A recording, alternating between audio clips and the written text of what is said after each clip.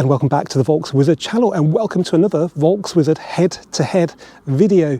This type of video has produced the most popular content on the channel, and I've been particularly looking forward to making this one because for many people the 7.5 Golf R, which we have here, is the best golf ever, peak golf if you like, and the glitchy Mark 8 that came out in 2020 didn't do an awful lot to change that.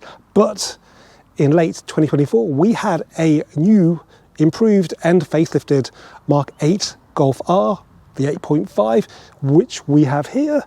And this promises to fix all the Mark 8's problems and capitalize on its strength.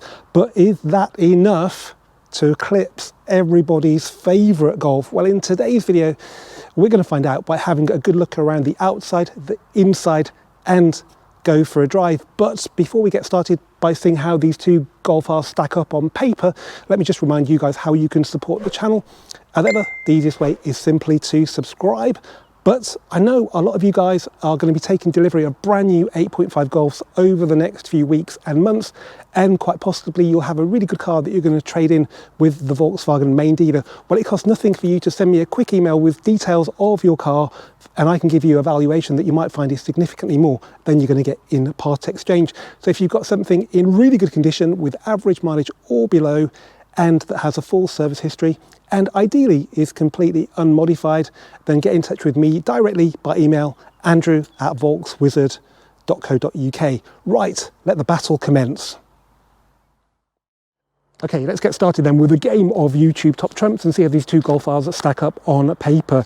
In the grey corner, we have the elusive 310 horsepower 7.5.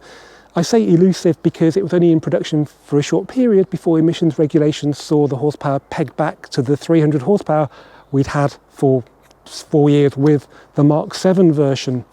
Not only that, this car's equipped with the new for 7.5 7-speed DSG automatic gearbox, which makes the most of the performance available and knocks a whole half a second off the 0 to 62 time.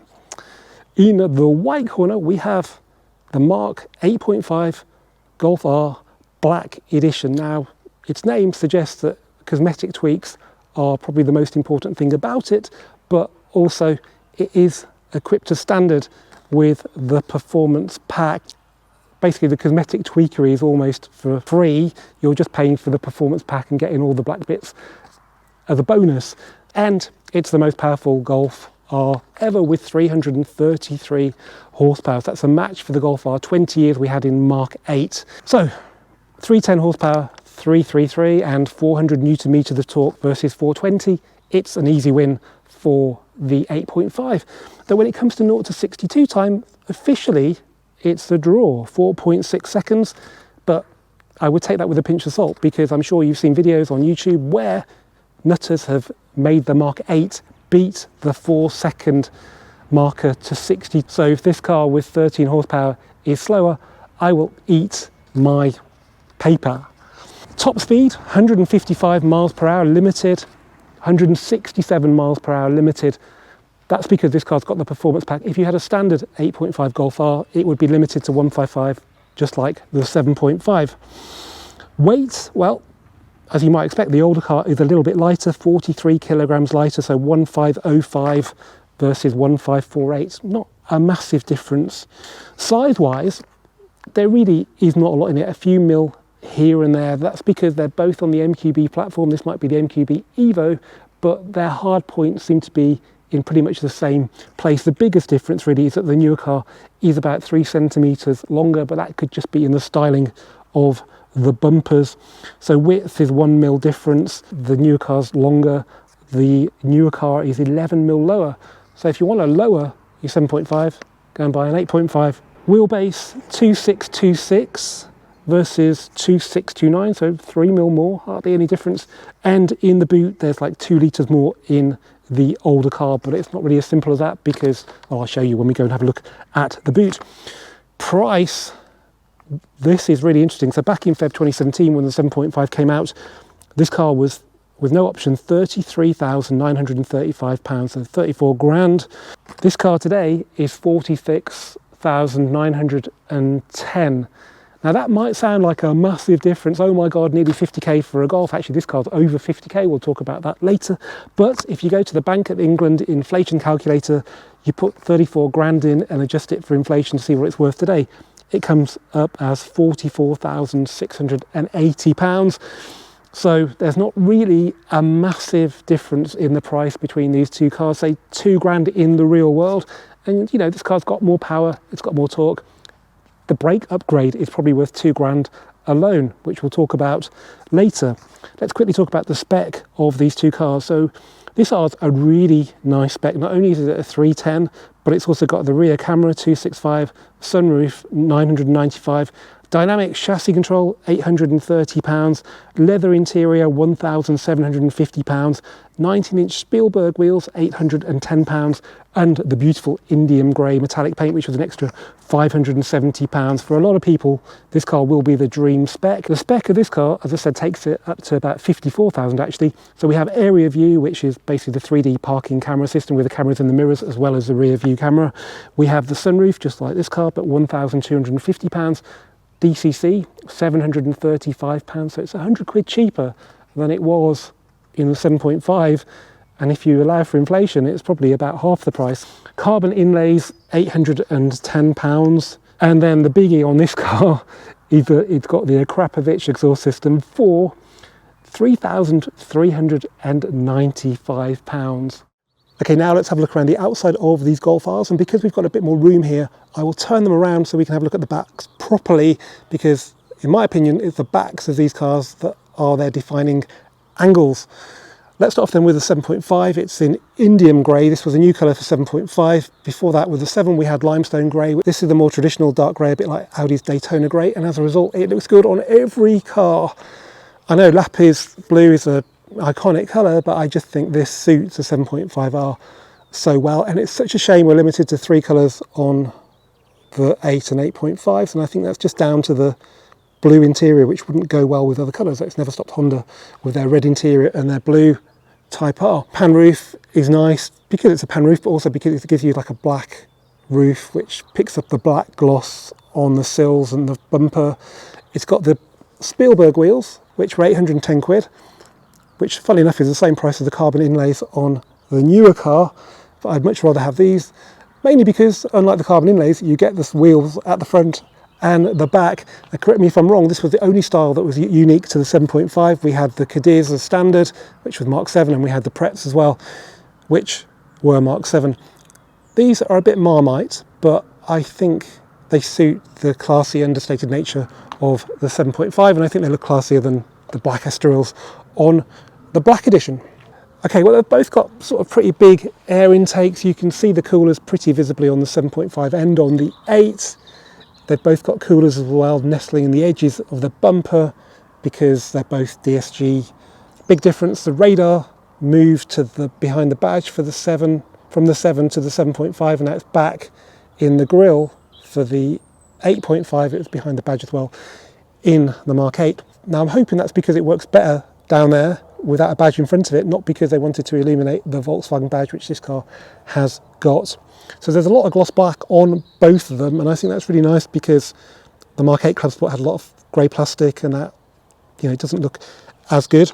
We have got headlamp washers on this car, but they're no longer required with modern headlights on the 8s and 8.5, so that gives it a much cleaner look. This is the black edition, so it's toned down, but there would be more blue, like in the grille area, into the headlights on a normal Golf R. They never really did the blue on the outside of these, so we just got this silver grille, but we've lost the matte aluminium from the bottom of the bumper that we had on Mark 7, so it looks a little bit better. We've got LED headlights, which look like the ones in the GTD, but I'm pretty sure these are a much higher spec. Front and rear parking sensors in the body coloured section on 7.5, but on the 8, they're in sort of the grille section of the bumper. Brakes, 340mm, single piece, 1 piston calipers, nothing really that special. On the Mark 8 Club Sport NR, they did push the boat out, so 357 discs, a bigger 2-piece disc, 2 piston calipers. Big difference is the gloss black stops at the front bumper on the 8.5 and becomes a body coloured sill extension, which to me looks sort of 1980s sort of BBS body kit, particularly in white. on this car we've just got a gloss black. It's not really a big sort of skirt, is it? It's just like almost like a trim piece on the sill, so a lot more low key. Badge wise, we've got the dagger badges on the wings, which yeah, became really quite much loved on Golfs, and when they took them away we were all a bit miffed. But on this R we have the badge on the door, and actually it looks okay. GTI looks a bit clunky, I'm all right with that, and in black it looks actually quite good. And then we'll talk about the backs later. The rest of the car is pretty, yeah, just normal Golf. Okay, now onto the Golf R Black Edition, and big ups to the guys at VW. You have not cut any corners with the Black Edition details. So we now have a pretty much blacked out Volkswagen Roundel. We've lost the blue from this grille section. We've got a black R logo. We've got black headlights. We've got the Estoril black wheels. We've got blacked out R on the hubcaps. We've even got dull R logo on the black calipers that aren't blue. Black mirror casings, black R badge on the door, black on the B pillar, and same sort of thing at the back. We'll have a better look at that shortly. So combine that with sort of the beefier sill sections and the gaping sort of front end, and it's a mean looking car. So I'm not sure which is the best colour for Black Edition. Black's a bit black and white to me is a bit Stormtrooper, so maybe Lapis Blue is the one. Let me know what you think in the comments. The side of it is different to a 7.5, but only subtly. They could have made it look really different, but they've only sort of changed things like the position of the swage line now go through the door handles instead of just below it.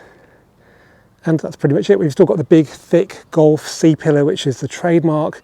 So many things are similar, but I guess they knew we loved this car and they didn't want to change it too much.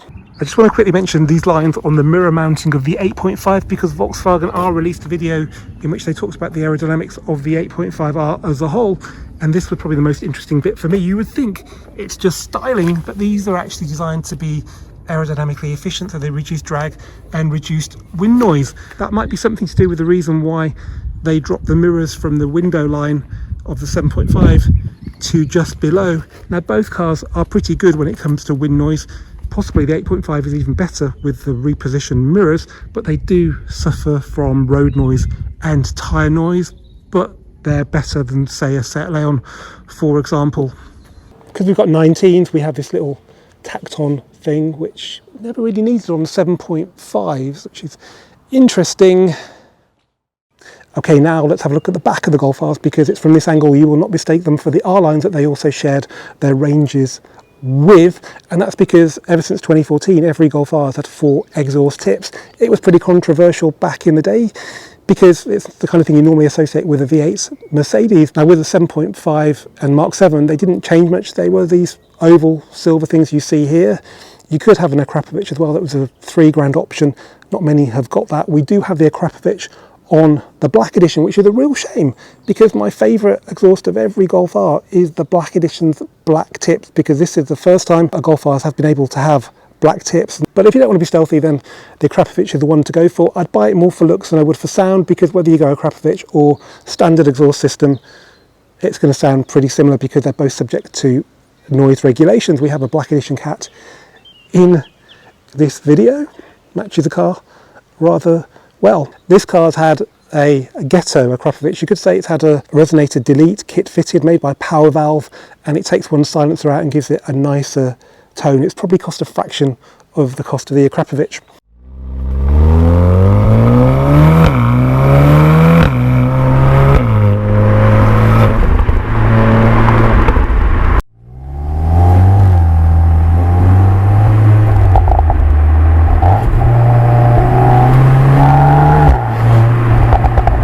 So apart from the exhaust, then we have a really distinct diffuser in the 8.5. On this 7.5, there is something there, but it's barely noticeable. What you notice more is the sort of R-line looking honeycomb. Anyway, I thought honeycomb was a GTI thing. What's it doing on the back of an R? Other than that, they're pretty similar to the standard Golfs, apart from on this Black Edition, which has the performance pack, we have the big spoiler that it also shares with the GTI Club Sport. We've also got black rear lights with these sort of separate elements that look a lot more interesting than the lights on the Mark 8 R. And we've got the black badge which opens the tailgate black R logo. But I mean, with that spoiler, that exhaust and that diffuser, this looks way racier than the 7.5. If that's what you like, then it's an easy win for the 8.5. If you want stealth, let's face it, this car isn't going to be much slower than this car. The fact that it looks so much plainer, it could be an asset. Now, if the cat allows us, let's have a look inside these two Golf Rs. Actually, before we have a look inside the 7.5, let's just listen to the door handle action, because I'm pretty convinced that it sounds somewhat less reassuring in the newer car. So let's start off with the 7.5. And onto the 8.5. There's definitely a hollowness to it that actually the last time I heard that was on the new Renault 5, and it doesn't give the impression of quality that the older car does. Do things continue inside? Well, let's just talk about the leather. It's just under £2,000 extra on this car. You can pay even more and have the carbon leather. I don't think it's essential in the 7.5s, but I do in the 8.5s. We'll talk about that later. Because the standard trim on the 7.5 is all pretty much black, a mixture of fabric, cloth and Alcantara microfiber. On the Mark 7s it's two-tone, which I think doesn't look as good. I think the problem with the 8.5 is that there's a lot of blue and you either like it or you hate it. This might appeal to a younger audience, but I think this is a little bit classier, a bit more grown up. Let's have a look at the door card then. So, as I said, there's no real colour in here. It's mainly a contrast of sort of white and light greys and blacks and dark greys. So we have slightly textured inlay there, big aluminium, I think, door handle. We've got ambient lighting here as well, which is cool. Not much padding in this leatherette sort of elbow rest, but we do have a contrast stitch. And then actually quite nice plastics down here and flock line door bins. Got chrome tips. Just compare that with the 8.5. So I just don't think the plastics on these cars look as good. They're not bad, but they're just not as good. But what is good is that we've got this microfiber inlay and we've got this very plump, I like this elbow rest. There's no contrast stitch though. I think overall it's a little bit more impressive, primarily because this breaks up all the blacks and greys. This is the optional carbon, and I probably wouldn't pay 800 quid for it, because the standard inlays aren't bad actually. Flatline door bins, thank the Lord. And quite interesting sort of pattern on there, but I don't know, actually yeah, I think I prefer the door card on this car. Anyway, let's have a look at the cockpit properly on this 7.5 then. So, ignore these, these are just an accessory. Normally, like on a lot of Golfs and like Polos, you just have exposed sill steps. But what is nice is that you've got this aluminium inlay in the sill plastic trim panel with ambient lighting, which is really nice. And actually I think after the hollow door handle, the next thing that disappoints you with the 8.5 is this sort of plastic here. It just looks, you know, compare that to the 7.5, it looks really quite cheap. Down here we've got pretty boring floor mats. We haven't got any colour like we have in the 8.5s and the 8s. The carpet quality is not great, but I think it's a tiny bit better. We've got the same stainless pedals. And then seat style, well, we've got traditional headrests. They're not obviously sporty, are they? But they do the job. And they've got manual lumbar adjustment. And you can obviously adjust the headrest to suit, unlike on these cars, where it's integrated into the seat, but looks a little bit racier. Do we have lumbar? Yeah, we've got the same manual lumbar there. So it's the same sort of adjustments. What I always notice on these, and I think Leon's as well, is this edge on the door. See, on this it's smooth, and again that's first impressions. You pull the door handle, you open it maybe with this, and then you look at the sill step. So it's up to that point it's an easy win for the 7.5. The steering wheel, it does the job, doesn't it? It's got traditional buttons, it's leather with a contrast stitch, got the R logo down there. Yeah, it works really well. And that's, I guess, a bit of a shame with the 8.5R because of the R button. They've kept the old haptic steering wheel. We've got piano black inlays in the dash, which a lot of people moaned about with the Mark 8s, but they were quite big in the 7.5s, as you can see. I'll just get inside. Okay, so we've got the first generation active info display in the 7.5. This was quite a big deal when it came out, but you still had the option to go for traditional gauges if you didn't like it. I'm not sure if anybody ever did. It's slightly configurable. You can have the nav in the middle of the screen, but you can't have it at the same time on here with this standard infotainment unit, which I think is 8 inches. And then you can actually make it bigger and smaller. I think some of the later cars have got view on here that maybe allow you to play around with it a little bit more. And you can have all sorts of things. So it is, configurable, much more so than traditional analog dials. But obviously you'll probably be using Apple CarPlay more than the nav, so having it in there is kind of pointless. It's standard on 7.5s, works really well. It's not wireless. You do need to plug it into the USB port down there. Once you do that, obviously it charges your phone up. So we've got 2-zone climate control. I guess that's one way that the 8.5 wins, in that has 3 zones, so left and right, and also a zone for the rear passengers. What they got here is just, well, airflow, no sort of temperature. And we've got heated seats integrated into the climate control panel, which is quite good. I would say the infotainment unit is a little bit too low for me because you're diverting your sight from here to here, and that's quite a lot. And I know a lot of people hate the 8.5's screen, but it's actually in the right position, being in line with the instruments as well. So yeah, I mean, this is, good for its time, but I think the 8.5 position is better. But then the air vents are in a great position in this car, while down here on the 8.5 and 8, I think they're a little bit compromised, particularly this one. We've got this sort of cubby here with the USB port and an aux in piano black, and we've got 4Motion on there to remind you that it's 4-wheel drive. A bit of carbon effect trim on the shifter, DSG shifter. I'll just turn it off. And then down here we've got driving modes, which I swear should be on this side, and that's for left-hand drive, because you often can't see it when you're in drive. There we go, can't see that. Traction control off there, and start-stop system off, and then parking sensors. This car's got the rear view camera, which was about £260 extra. Money well spent, integrated into the rear badge. We've got electric parking brake with auto hold. So in this car with auto hold on, which you have to have the seatbelt on, I think, to set that, it just looks after itself. You don't have to touch it at all. Covered cup holders look premium, which we don't have on the 8.5. And they're sort of sprung, so that's quite nice. Front centre armrest with quite a deep cubby there. And then up here we have the sunglasses holder. That's gone from a 8.5.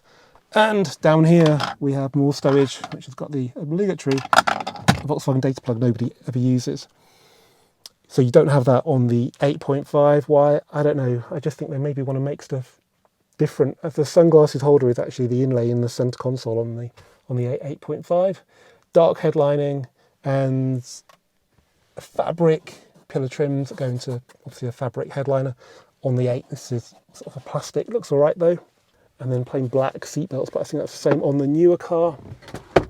Flockline glove box, which I do sorely miss from the 8s and 8.5s. We've even got a CD player up here and 2 SD card slots, one of which is used for the nav, which you'll probably never use. Obviously we've got paddles here. They're just a bit stubby, not like the big ones on the 8 and 8.5. And then this is the adaptive cruise control here, which is in the same place in the 8.5. Factory glass sunroof, I think it was about £1,000, and it's got a traditional button for its operation here rather than the touch sensitive sliders on the newer car, which are hard to use when you're driving. Okay, let's have a quick look in the back. I'm pretty sure cabin space is identical between the two cars because they share pretty much the same MQB platform, so there's no point in me getting in. You can see here we have the nice inlay. I don't think we have the ambient lighting though. We've got the contrast stitch and the same padding, so it's not massively downgraded, it's just lost the ambient lighting. You can see that this sill cover without the aluminium for the ambient lighting does look quite cheap. It looks very similar to the one in the 8.5. Again, accessory, sill protectors, contrast stitch here, pull down section here, got your cups, which is cool. Yeah, adjustable just by lifting them out. It's nice, and ski hatch as well. As I said earlier, just basic airflow control, and also actually, as you can see, part of the vent is missing. That's a common 7.5 thing. I have ordered the part for this car. Okay, now let's have a look in the 8.5. So door card, I think for me, is a win for the newer car. The seats, well, I like the style of them, not the colour so much. Let me know what you think in the comments. Would you prefer to have this seat as in the R line, which loses the blue, or would you only have the car with leather? Let me know in the comments. So yeah, all this is very similar to the 7.5. It's just the fact we've got an integrated headrest in this car for the racy look. It's a shame we don't have the cutout like you get on the R-Line Passats and Tiguan's. Maybe that'll come in time. Plain black seat belts, which is a bit of a shame considering all the other bits of blue. Okay, so in here it's pretty much the same as the Mark 8 apart from a couple of key areas. Firstly, we have a big screen, so 12.9. This makes driving a lot easier. I drove an 8.5R to Germany in a state, and this really made the trip really easy for navigation, just for everything. Everything's bigger, there's more stuff on the home page, don't have to go down lots of menus. You can create shortcuts like you could on the old one, but nobody ever did. These are illuminated now, and it just works. In fact, you don't really need this because it's all there, but they've kept that in because I guess it's probably harder to take it out. So yeah, that's a win. The other difference, which is quite small, but they've altered the way the cruise control works, so now it works in the same way as it does on the 7.5. So I've talked about that in other videos, I won't go on about it now. Other than that, it's pretty much the same as the Mark 8 in here, but considering this is probably the main interaction point with the car, the fact this is different and better is quite important. So recap quickly, we have a sort of a headlamp switch they don't really want you to touch. It looks after itself unless you're trying to film in dusk when it wants to put the headlights on, and that ruins your camera work. We have got active info display with the view button, so again configurable, and we've got this special R layout as well for the racy look. Yeah, it's super configurable. It's not big, this makes it look quite small, but it does the trick. Down here we've got the wireless charging pad. Again, we've got electric park and brake with auto hold. Big difference, we've got a stubby shifter, so there's no manual control of the shifting down here, but the paddles stay live for a very long time. In fact, the off button there is to go back to auto mode once you've used the paddles. I like that a lot. You can also switch from paddle mode to drive mode or sport mode by just doing that while you're driving. I think the dash design is, it's pretty good. This is lovely and padded, and it goes all the way to the windscreen without dropping in quality, so that's good. No cubby down there, no sunglasses holder here. We have got this touch sensitive control for the sunroof. It does work. I think it probably takes some getting used to, like a lot of things with 8. Cup holder not covered. It's slightly engineered in that it will alter to the size of your drink. 12 volt charger there. Similar sort of stowage bin there. Center armrest with blue stitching on this leatherette. Again, not that dissimilar. And these are like a plastic now, even though they've got quite a good texture to them to match the headliner. They're not the same fabric, but I don't think you really notice that. So it's not that much of an obvious downgrade. Black headliner, same manual blind for the sunroof, but the sunroof's been redesigned so it doesn't crack. Piano black, so this looks, I think, slightly better quality than the matte plastic that was on there before, but obviously it will age. And we have the R button then, so this is the reason why the haptic wheel stayed with the 8.5, because it would probably have been too expensive to re-engineer the traditional button wheel to have the R logo on it, even for a company like Volkswagen, which I guess is a bit of a shame. They've definitely tweaked it, and it's definitely less annoying, and cruise control works better, and you can still slide. Sliding's, quite cool. You can't do that on the newer wheel, so I understand what they were trying to do. Okay, now let's have a look in the back. Yeah, you've paid all that money for carbon fibre and they haven't put it in the back doors, which is a bit of a shame. So let's just compare it to the fronts. So yeah, no inlay, and Other than that though, it's pretty similar. But yeah, if I paid all that money for carbon, I want it on the back doors. Okay, space-wise, it's going to be pretty much the same as in the 7.5. What's different is that we've got the integrated headrests, which look a little bit bulkier, maybe obstruct the view to the front if you're in the back, so something to bear in mind. Other than that though, even though it's like covered in blue fabric, it's pretty much the same. Let's see what this is like. Okay, so they've changed this to make it not adjustable, so just put two different sizes of cup holder, and still got the ski hatch there as well. I gotta say, this looks pretty nasty, even though it's 3-zone, this illuminates. Okay, yeah, it looks better with this illuminated, but we've lost sort of the chrome tips of the air vents here. And this is already a bit scuffed up, but at least they're not broken. Okay, now let's compare the boots. Now they're roughly the same size.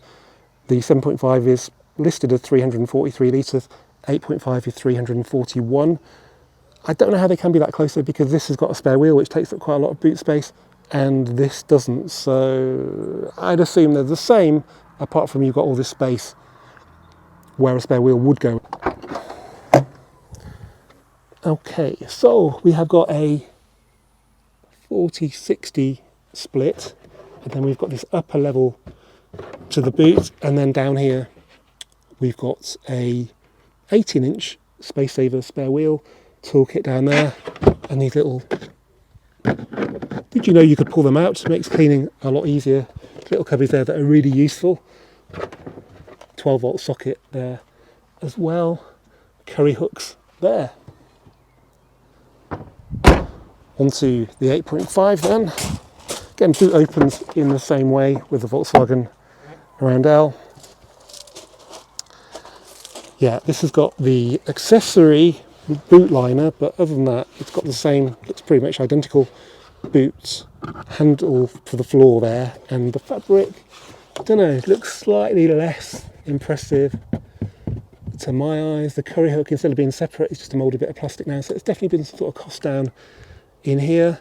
This is your toolkit for your tyre foam, because down here, yeah, that's quite a big saving then, so no space saver spare wheel, but you could, well, you could definitely fit one in there. Yeah, again, 40-60. So from a dimensions perspective, it's pretty much the same, but there is definitely still a feeling that they've tried to save money where they can do. And this in particular looks really bad. This is where you put a warning triangle.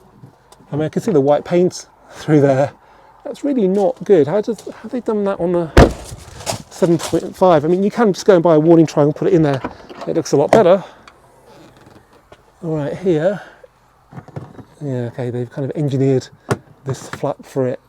Okay, now let's have a look under the bonnet of these Golf Rs. Let's get the bonnet stay thing out of the way. So we've got a telescopic strut on the Mark 7.5. We've got a manual stay on the 8. I'd like to think this is because in an accident where you run someone over, that will do less damage to them than that.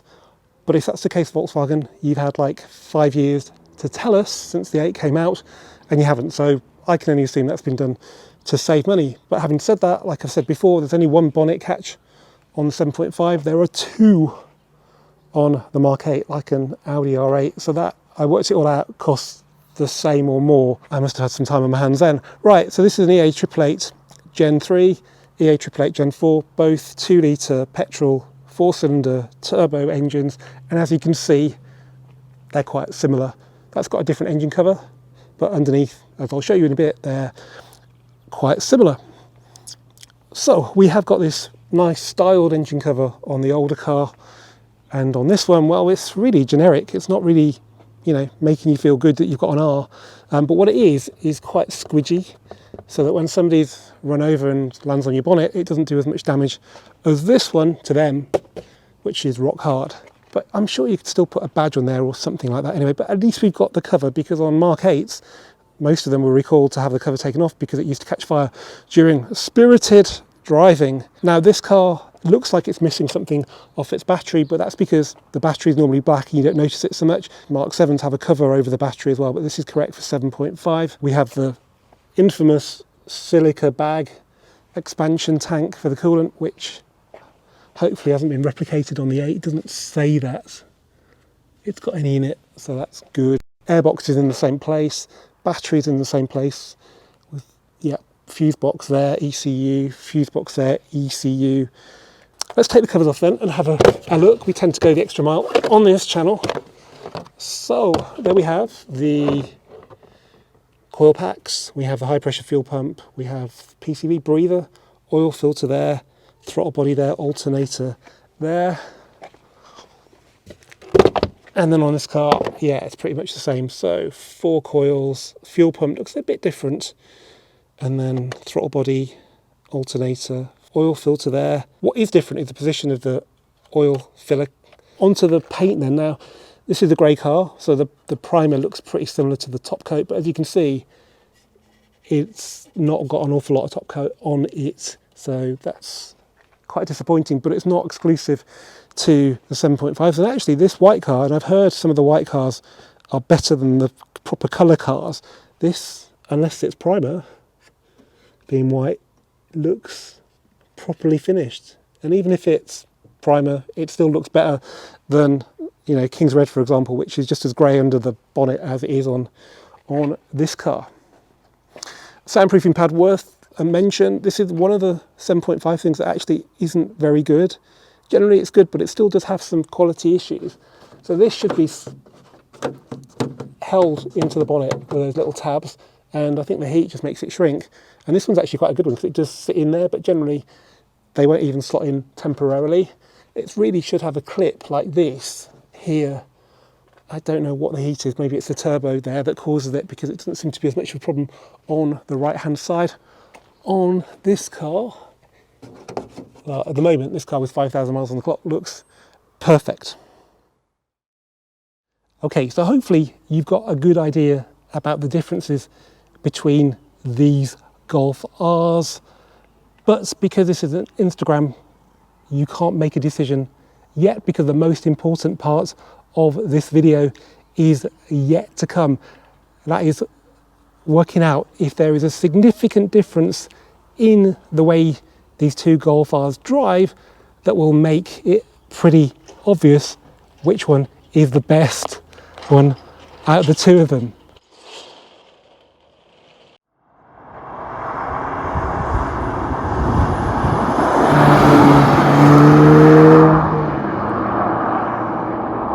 Okay, I thought we'd start off then with the older car, the 7.5, and I thought we'd start off driving this in comfort mode just to see how compliant it is. It's all well and good, a car feeling great on track, etc., but in the UK our roads are pretty bad and you just need a car with a bit of compliance. This car's equipped with DCC, dynamic chassis control adaptive dampers, which is exactly what we've got on the 8.5 as well.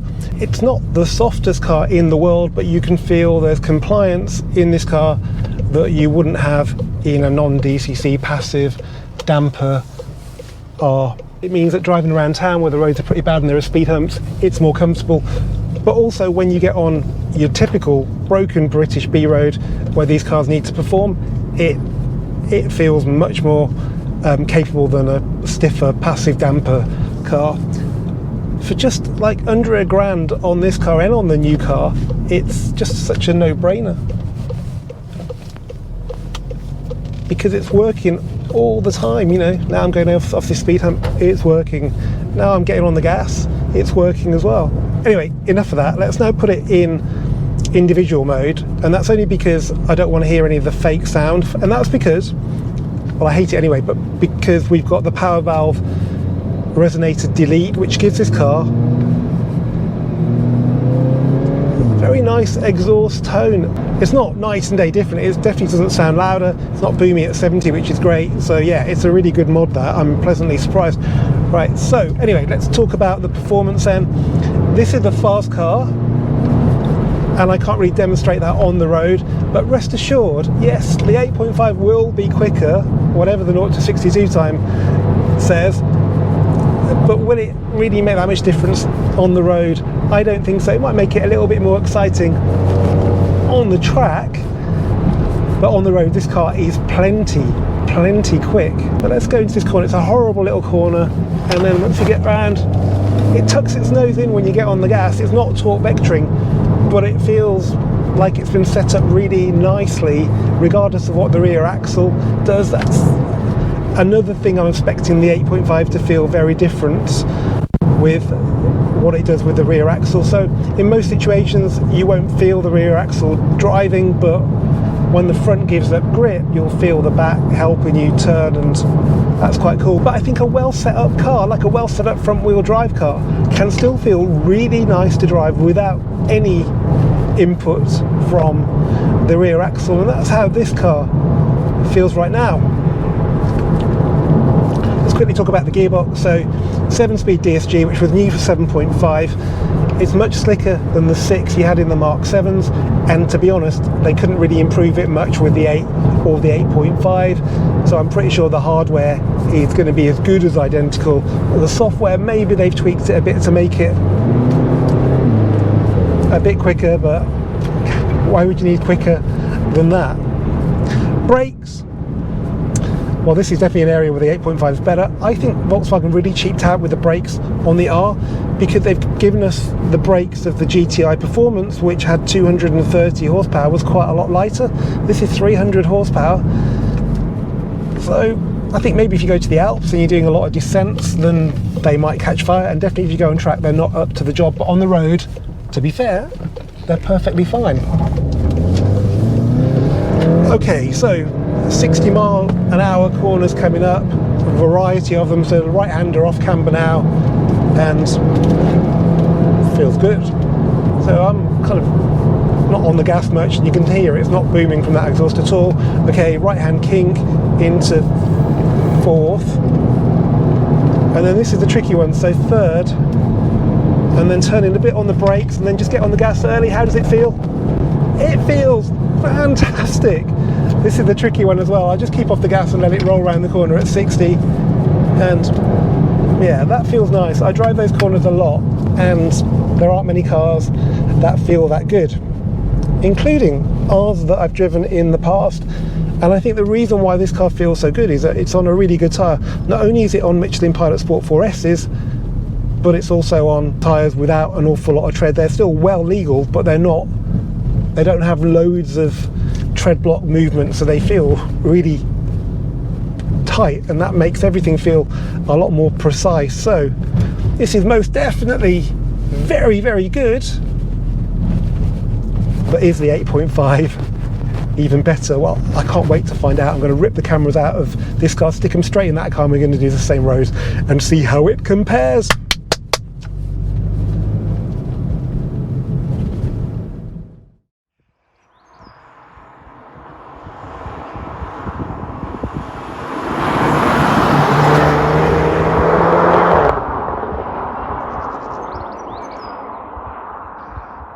Well, it is most certainly quite different in here. Now, I know there's a lot of love for the 7.5 interior, but I gotta say, it feels old compared to the one in this car. And also from a functional perspective, it is so nice to have a big screen with stuff you can read, even if you've got 53-year-old eyes. And we've also got the nicer paddles as well, which are a little bit more tactile, only a little bit. I think when you stop poking around down here at the lower quality carpets and plastics, it actually is a much nicer cabin to spend time in. Now we need to talk about the ride, because I've come to the conclusion that whilst the 7.5R is a stiff car, it sits just on the right side of being okay for me. It's very subjective with DCC anyway, and 19s and comfort mode. With the 8.5R, I think it's just the wrong side of being okay for me. And I can only conclude that's because there are bushes and springs and other suspension components that have been beefed up for the 8.5 because of the drift mode exerting so much lateral force on the car, which probably nobody will ever use. It is a gimmick. I'm not even going to cover it in this video.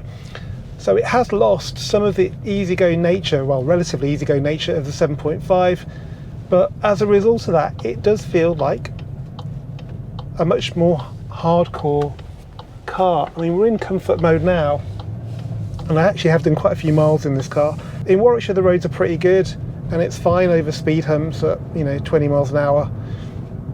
But if you find the wrong roads, not only is the ride choppy, but it's actually quite noisy as well. There's quite a lot of thumping through the suspension. Sorry, I'm just distracted by a Hyundai Ioniq 5N. Someone's actually bought one and they're charging it up while they're in the co-op.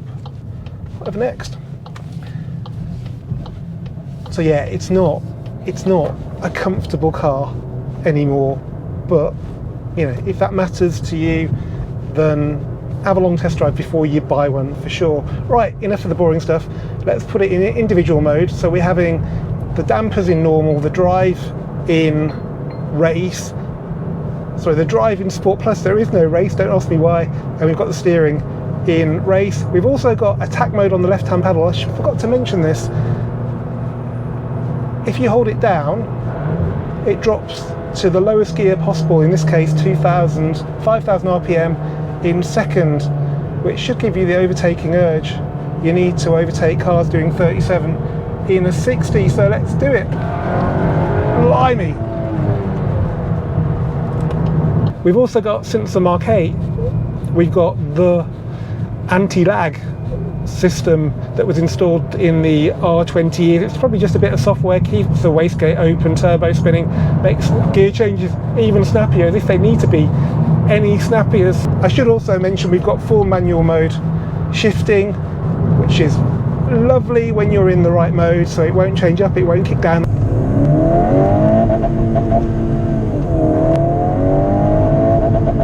That is tremendous. Okay, into this corner at 60, and it's just like a walk in the park. I can do it with one hand. I can even do that. It's quick. I mean, you can see it's just the most impressive overtaking tool. You've just got to keep an eye on the speedo, but it's not like that's not all it can do, because we've got torque vectoring into this corner at second. This is a horrible corner, not fast, but you can just feel it. Send drive to the back. It's a very, very clever rear diff in this car. The one in the 7.5 is not really. It's more of a missionary position diff. And this one can direct 100% of the rear torque to one side or other of the car. That makes this car a lot more engaging. If you go too fast into a corner in the 7.5, you're probably going to understeer and crash. In this car, you have options. If you get back on the gas, then the car may well decide to tighten its line and you're a hero. I really need to get to know this car better, and I think it's probably impossible to do that on the road, but there's a lot more to its dynamics than there was to the 7.5. The brakes are better as well, which is probably just as well, because I think it's a significantly quicker car, but more importantly, you really need to drive it on track, and you need good brakes for the track. And this car, yeah, I don't think there's been an R Golf since the R32 that's been as track ready as this car. Right, corners then, and it makes a good noise. That's with the fake sound turned off. That's mainly the engine though. The E888s are actually quite a nice sounding engine when you have the fake sound turned off. So we're coming up to sort of a right hand kink, which we're in fourth for, which is probably a good thing. I just sweep through there, it's delicious. And then on the brakes to turn the nose in, and then back on the power early. Ooh, that seriously sends shivers down my spine to the point where I'm forgetting about this corner, which is also quite good. Well, firstly, big thanks for watching to this point. I didn't set out to make such a long video, but there's a lot of things to consider in order to decide which of these two incredible Golf Rs is the best one. Now, I was all set to hate the 8.5. Its infotainment system now might be fully working, but it's still got the Poundland plastics of the Mark 8, which in the past would have just about been okay for a Polo. They would have never have made it into a Class C Golf. Its blue interior hasn't got any better with age, and the ride quality is at best marginal, even with dynamic chassis control. And to top it all off, Volkswagen expect you to pay nearly £50,000 for one. Well, I've done some sums, and actually that isn't that bad. Bear with me. If you thought in 2017 the Mark 7.5R was good value at £34,000, then today a basic Golf R, not this one, at 45,660, in my opinion, is even better value for money, because allowing for inflation, you're only paying £1,000 more for the newer car, and that comes with a load more power and torque, probably more than the numbers would suggest. It comes with much better brakes, and it comes with that clever rear differential that makes it a genuinely engaging car to drive. Plus you get other bits and pieces like LED matrix headlights. So yes, the 8.5R has been cheapened off in some areas, but it's not like Volkswagen R have taken that money and gone on holiday to Mallorca with all the other Germans. They spent it on making the 8.5R go, stop and corner better than any other Golf. And get this, right now if you go to drivethedeal.com, you can get £7,000 off one, so you can have a brand new Golf R on your driveway for about 38,500 of your pounds. Now this doesn't take anything away from the much loved 7.5. A good used one today is about half the price of a new 8.5, and no way is it half the car. I'd say you get about 95% of the newer car's performance with about 95% less of its tinsel, and for me, that's a very good thing. It also does that class of thing that Golfs should do well, better than the newer car. So basically the winner depends on your preferences and priorities, but if you prioritize driving quality over plastic quality, then it has to be the 8.5. Think of it like one of your slightly square mates who started going to the gym and got a couple of tats. He might be able to run faster, he might look a little bit different, but deep down, he's still your mate. As ever guys, thanks for watching this Volks Wizard video. Keep subscribing, keep commenting, and I'll see you for the next one very soon.